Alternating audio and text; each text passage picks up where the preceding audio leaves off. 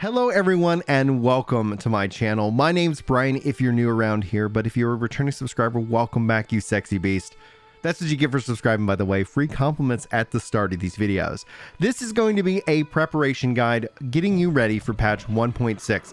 That's the July update in which we're going to see new expeditions, we're going to see the group finder, we're going to see a new salvaging system, and that's going to be a really big quality of life improvement, especially if you're coming back to this game. If you're on the fence, if you've played this game before and you're looking to jump in, this is going to hopefully be a really good reintroduction to the game and what it's actually currently been adding for you, but also really focusing in on July. If you haven't subscribed already and this is the video that gets you to subscribe, let me know in the comments. And if you just feel like it and feel this video earns it, hitting that like button is a great way of helping out these videos in the YouTube algorithm. If you want to go above and beyond, but you don't know what to say, you can always leave an emote or just here for the support in the comments below. That's going to be a really big help in the YouTube algorithm. So thank you guys in advance for doing that. But what I want to walk you through primarily is July. And note that as we get more information, you can expect more detailed guides here on the channel as we dive into the July PTR here in the next couple of weeks.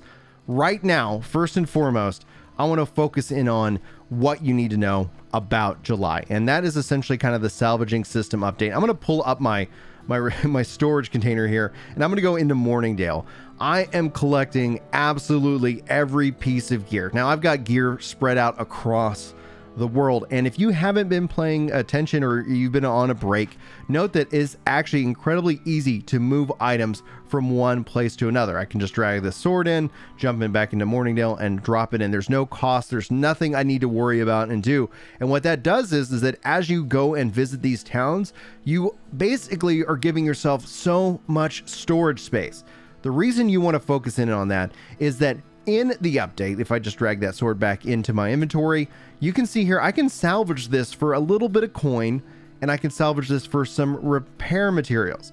I'm roughly around 1,000, plus repair materials at any one point in time. Fast travel is pretty much free, so my Azoth is usually sitting here at cap. And at the end of the day, I'm just constantly just like, well, I wish salvaging had more to do. And that's actually one of the big pieces that's coming with July, is that there's going to be a salvaging system where there's a chance of getting a perfect salvage. So especially with the higher gear materials, the higher gear legendaries, you're going to have a greater chance of unlocking unique things. This is experience, coin, gypsum to help you progress on your expertise. So many new systems are going to be kind of in place just around this one, and I think it's going to help add a lot of value, especially as you're just level farming, as you're just playing the game, getting all these different drops. That's going to be really key. So I would recommend start saving your items. Don't be salvaging unless for some reason you absolutely need it for your repairs.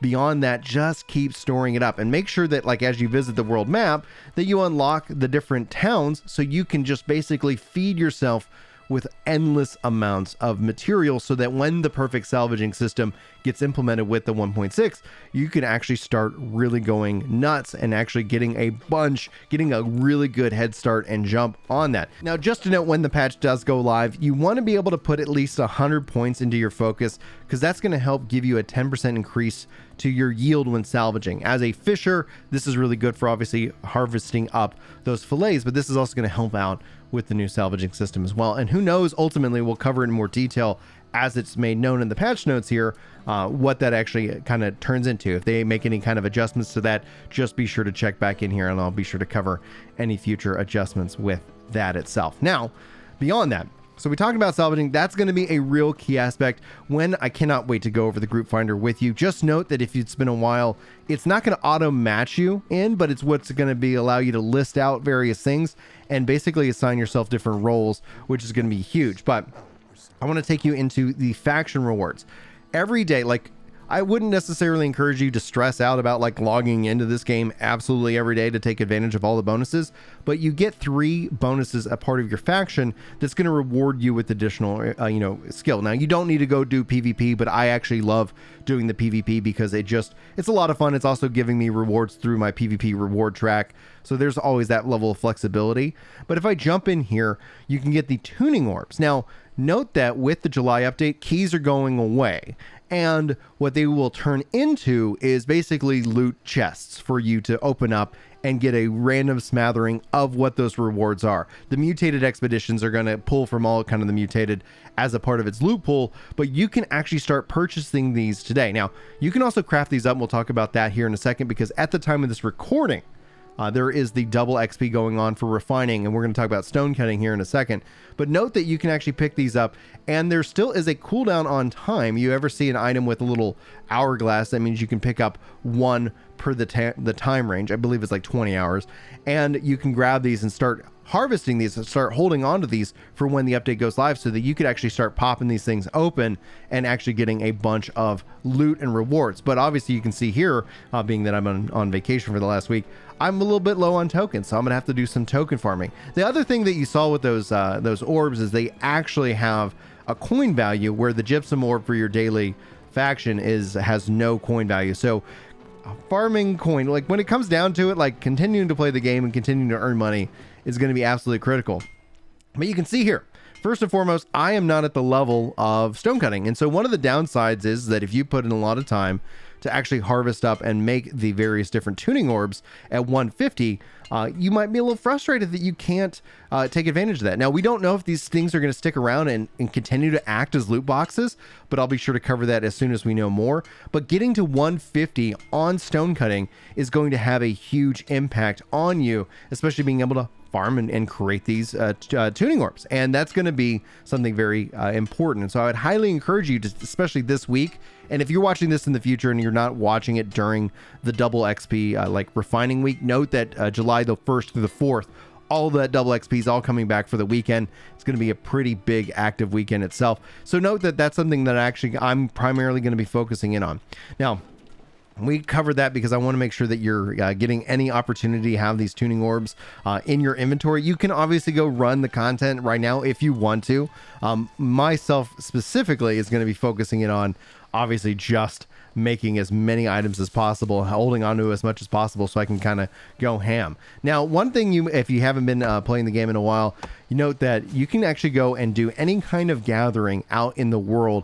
And what that does is that every day you get the opportunity to get 3 mysterious sacks. Now, I've already gotten mine for today specifically, but it doesn't necessarily matter. You can open those up to get daily rewards for gypsum, daily rewards for coin, and so much more that it's going to help basically just feed you with additional levels of progression as a part of the level 60. Now, you might not be a part of the level 60 grind, and that's perfectly fine right now. Again, farming up those materials is going to help, and then getting any kind of materials to supply to the market, especially this week. Think about the refining week. This is going to be an insane week to make a lot of coin if you're willing to part with the materials, and that's just going to allow you to feed yourself with lots of coins, so that you're just going to be more in a position to be able to have a better purchasing power as soon as patch 1.6 goes live.